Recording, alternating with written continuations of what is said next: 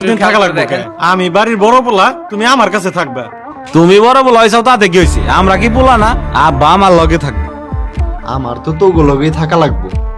আমার যা কিছু আছিল ওগুলো তো আমি তোগো ভিতরে ভাগ করে দিছি। থাকার ভিতরে আছে রাস্তার পাড়ের জমিটা। ওই বিষয়ে উকিল সাহেব তোদের সাথে কিছু কথা কইব। তোরা উকিল সাহেবের কথাটা মনোযোগ দিয়ে শুন। কি বলবেন বলেন উকিল সাহেব। আপনারা তো জানেনই এই জমিনে একটা মামলা চলতেছে, সেই মামলার রায় দিছে এই জমির আর আপনাদের নাই। এই জমির মালিক এখন মামুন সরকার। কি বলেন? মামলাটা তো আমাদের জেতার কথা ছিল। দেখ এত টাকার জমিটা হাতছাড়া হয়ে গেল। যা যাওয়ার তা তো গেছেই, ওইসব কথা এখন বাদ দে। এখন আমি তোকে 3 ভাইয়ের ভিতরে 10 দিন করে থাকুন। কার ভিতরে আগে থাকুম হেডে ক। আমার তো এখন ঝামেলা চলতেছে, আমার কাছে এখন রাখা পারম না। তুমি তোমার মাইজে পোলার কাছে থাকো। এখন তুমি আগে রাখবে না কেন?